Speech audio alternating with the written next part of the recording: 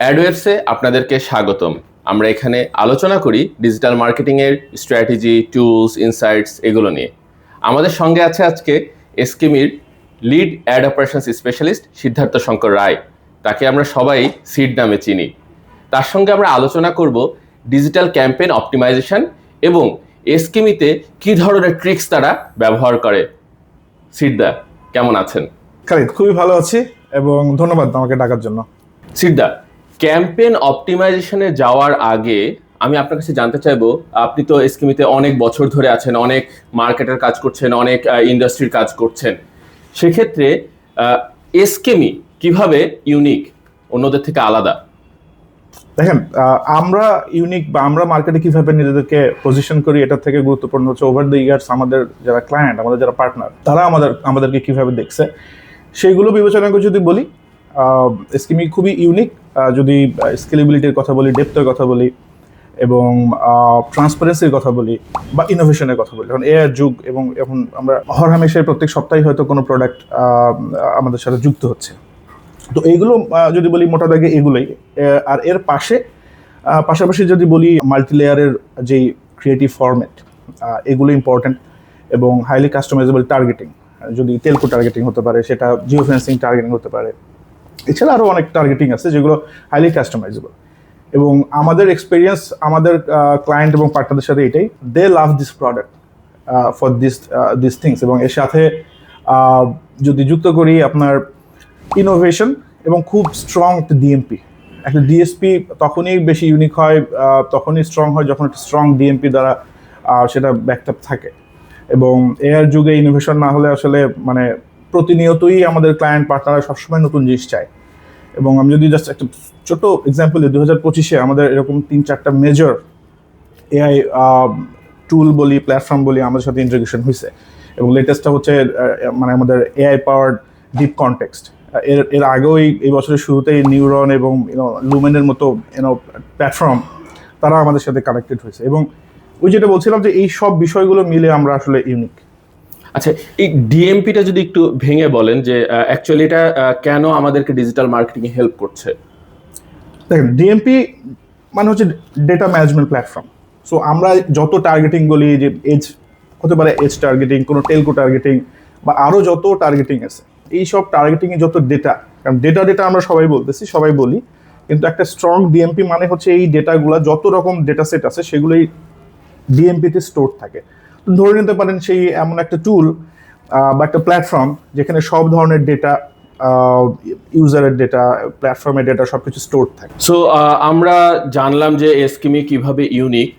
তাহলে এখন যদি আমরা প্ল্যানিং এর কথা বলি, যখন আমরা আমাদের অ্যাডভার্টাইজাররা একটা ক্যাম্পেইন প্ল্যান করছে, সেক্ষেত্রে তাদের কি কি জিনিস মাথায় রাখা দরকার? কারণ ক্যাম্পেইন রান করাটাই তো সবকিছু না, হ্যাঁ, সেটার ব্যাক এন্ডে অনেক কিছু থাকে। সো এই কি কি জিনিস মাথায় রাখলে পরে প্ল্যানিংটা সুন্দর হতে পারে, এটা যদি আপনি একটু আমাদের সঙ্গে শেয়ার করেন। যেমন বলছিলাম যে আপনার এই যে এই টুলগুলাকে আপনি কত ভালোভাবে ইউজ করছেন, সেই কম্বিনেশনগুলো বের করা হচ্ছে আপনার ইম্পর্টেন্ট। একটা ডিএসপি ততটাই ভালো যতটা আপনি ক্যাম্পেইন প্ল্যান করবেন এবং এই টুলগুলোকে প্রপারলি ইউজ করবেন। যদি আপনি প্রপারলি প্ল্যান করে ক্যাম্পেইন এক্সিকিউট করতে পারেন, তখন একটা ডিএসপি ইউনিক হয় এবং ক্যাম্পেইনটাও সাকসেসফুল হয়। এবং আমার মনে হয় যে অ্যাডভার্টাইজার বা ব্র্যান্ড, তারা যে টাকা বা বাজেট খরচ করে, তারা তাদের ভ্যালুটা চায়। এই পুরো জিনিসটাকে যদি ভালো করতে হয়, আমার মনে হয় যে মানে ক্যাম্পেইন শুরু করা, চালু করা, রান করা, this is just tip of the iceberg. এটা কিছুই না, এর আগে এবং পরে আসলে অনেক বিষয় আছে। যেমন প্ল্যানিংটাই আসলে এখানে কি আমার মনে হয় এটা, কারণ প্ল্যানিংটা হচ্ছে বেজ। আপনার বেজ যদি স্ট্রং হয়, আপনার ক্যাম্পেইন একটা অপটিমাইজ করা বলেন, একটা লঞ্চ করা, এবং পুরো প্রসেসটাই অনেক স্মুথ হয়ে যায়। কারণ একটা ক্যাম্পেইন অপটিমাইজ করা that's reflection of the planning. তো ক্যাম্পেইন যখন আপনি প্ল্যান করেন, আমাদের অবশ্যই একটু মাথায় রাখা দরকার যে আমি কোন অবজেক্টিভ চাচ্ছি। ফর এক্সাম্পল, আপনি একটা ব্র্যান্ড অ্যাওয়ারনেস ক্যাম্পেইন করতেছেন। তো ব্র্যান্ড অ্যাওয়ারনেস ক্যাম্পেইনের জন্য আপনি যদি এরকম মেট্রিক্স, যে আমার কনভার্সন রেট খারাপ আসছে বা ভালো আসছে বা যেটাই হোক না কেন, এই ধরনের মেট্রিক্সগুলোকে মাথায় না রাখা। ব্র্যান্ড অ্যাওয়ারনেস ক্যাম্পেইনের জন্য আমার ইম্পর্টেন্ট মেট্রিক্স হতে পারে আমার ভিউবিলিটি কীরকম আসছে, আমার ফ্রিকোয়েন্সি ক্যাপিং বা আমার রিচটা ভালো হচ্ছে কিনা। এই ধরনের কম্পোনেন্টসগুলো মাথায় রাখা, দ্যাট মিনস একটা ক্লিয়ার অবজেক্টিভ থাকা। এবং আমি কিভাবে এই টার্গেটিং প্যারামিটারগুলোকে, দ্যাট মিনস আমার অডিয়েন্সকে কিভাবে রিচ করছি, সেটা এই টার্গেটিং প্যারামিটারগুলো দিয়েই করতে হবে। সো আমার টার্গেটিংটা সেট করা, এটা খুব ইম্পর্টেন্ট। সো প্রপার টার্গেটিংয়ের ভেতর দিয়ে অডিয়েন্সকে রিচ করা। আর আসলে টুল বা টার্গেটিং যাই বলি না কেন, মোস্ট ইম্পর্টেন্ট থিং এখানে হচ্ছে ক্রিয়েটিভ। এবং ক্রিয়েটিভ এখানে সব থেকে বলা যায় মানে 50% সাকসেস নির্ভর করে ক্রিয়েটিভের উপরেই। কারণ আপনি কি কমিউনিকেট করতেছেন, সঠিক মানুষের কাছে তো আমরা যাচ্ছি টুল দিয়ে, কিন্তু সঠিক একটা ক্রিয়েটিভ সেট করা, ক্রিয়েটিভ ফরম্যাট চুজ করা, এবং ক্রিয়েটিভ এবং মানে আমার ইউজারদেরকে ওভার অ্যান্ড ওভার অ্যাড না দেখানো, অ্যাড ফ্যাটিকটা অ্যাভয়েড করা যায় কীভাবে, এই জন্যই মাল্টিপল ক্রিয়েটিভ ইউজ করা এবং রিটার্গেটিং ইউজ করা। যাতে এরকম হয় যে আমি আজকে একটা অ্যাড দেখলাম, পরে যেন একই ব্যানার না দেখি, পরে যখন আমাকে দেখানো হবে ডিফারেন্ট ব্যানার দেখানো হবে। তো অ্যাড ফ্যাটিক এটা খুবই, আমি বলবো যে মানে লিস্ট টক টপিক রাদার। তো এই বিষয়গুলো মাথায় রাখলে আমার মনে হয় যে ক্যাম্পেইনটা যথেষ্ট পরিমাণ সাকসেসফুল করা যায়। তাহলে ক্রিয়েটিভের ক্ষেত্রে আমরা যে এই যে অনেক রকমের ক্রিয়েটিভের কথা বলছি, যে হচ্ছে আমাদের একাধিক ক্রিয়েটিভ দিতে হবে, হ্যাঁ, সেক্ষেত্রে আমরা যদি ভিন্ন ভিন্ন ধরনের ক্রিয়েটিভ ব্যবহার করতে পারি তাহলে আমাদের একটা উপকার হতে পারে ক্যাম্পেইনের ক্ষেত্রে, অ্যাড ফ্যাটিকটা দূর করার ক্ষেত্রে। আর এই যে টার্গেটিংটা আমরা করব, 50% যদি আমার ক্রিয়েটিভ কন্ট্রিবিউট করে থাকে ক্যাম্পেইন সাকসেসে, তাহলে বাকিটা আমার টার্গেটিং থেকে আসছে। অবভিয়াসলি প্ল্যানিং এর পরবর্তী পার্টে আমরা অপটিমাইজেশনের অংশ যখন কথা বলছি, তাহলে এই যে আমি প্ল্যানিংটা করছি টার্গেটিং এর জন্য, সেক্ষেত্রে আমরা কি ধরনের টার্গেটিং করব যাতে করে আমার আউটকামটা ভালো আসতে পারে?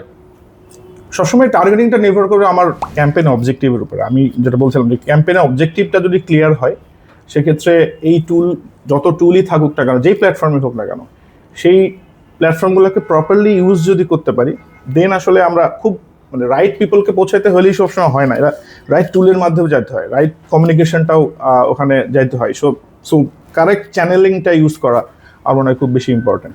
অনেক সময় দেখা যায় যে আমরা অনেক বেশি টার্গেটিং করে ফেলি, হ্যাঁ, তখন দেখা যায় যে ক্যাম্পেইনার সার্ভ করছে না, সেক্ষেত্রে আপনার কি মতামত? হ্যাঁ, ওভার রেস্ট্রিক্টিং এবং মানে ওভার ন্যারোয়িং দ্য টার্গেটিং, এই বিষয়গুলো আসলে মানে খুবই আনপপুলার ওপিনিয়ন হয়ে যাবে। দেখা যায় যে অনেক সময় আমরা দেখি যে ক্যাম্পেইনটাকে আমরা মনে করি যে ওভার রেস্ট্রিক্ট, মানে খুব বেশি টার্গেটিং ন্যারো করে দেওয়া, খুব লিমিটেড ক্রিয়েটিভ ইউজ করা, বা ইনিশিয়ালি মানে 24 ঘন্টায় আমি রেজাল্ট চাই, এই যে অ্যাটিটিউড বা এই যেই মানে অ্যাপ্রোচ, এইগুলো আমার মনে হয় অনেক সময় ক্যাম্পেইন পারফরমেন্সটাকে ব্যাহত করে। আর এই ক্যাম্পেইনের পারফরমেন্সগুলো ব্যাহত হওয়ার থেকে বড় বিষয় হচ্ছে যে ব্র্যান্ডরা যেই টাকাটা খরচ করে, ওনাদের ভ্যালুটা পায় না। এবং এই ক্ষেত্রে আমার মনে হয় যে যারা ক্যাম্পেইন ম্যানেজার বা প্ল্যানার, তাদের রেকমেন্ডেশনটা আমার মনে হয় এখানে খুব জরুরি। তারা যেভাবে রেকমেন্ড করবে, ওই যে বললাম শুরু থেকে মানে প্ল্যানিং থেকে একদম মানে এন্ড টু এন্ড যদি বিষয়টা খুব স্ট্রাকচার্ড হয়, সেক্ষেত্রে আমার মনে হয় খুব ভালো হয়। সো আমরা প্ল্যানিং নিয়ে কথা বললাম, এবার আসি আমাদের যে মূল বিষয় অপটিমাইজেশন। আপনি প্রতিনিয়ত যে ক্যাম্পেইনগুলো সেট আপ করছেন, অপটিমাইজেশনের ক্ষেত্রে আপনি কি কি ধরনের ট্রিক্স ব্যবহার করেন? একটা ক্যাম্পেইন বা ক্যাম্পেইনে আসলে এক একজন মানুষ এক একভাবে অ্যাপ্রোচ করে। তবে যে যেভাবে অ্যাপ্রোচ করুক না কেন, সব অ্যাপ্রোচগুলো নির্ভর করে যে আপনি কোন টুলটা ইউজ করছেন। এখন যদি এসকিমি ডিএসপি যদি হয়, এসকিমি যে টার্গেটিংগুলো আছে সেগুলোর বেসিসে আপনি করতে পারেন, অন্য কোনো প্ল্যাটফর্ম অন্য স্ট্র্যাটেজি হতে পারে।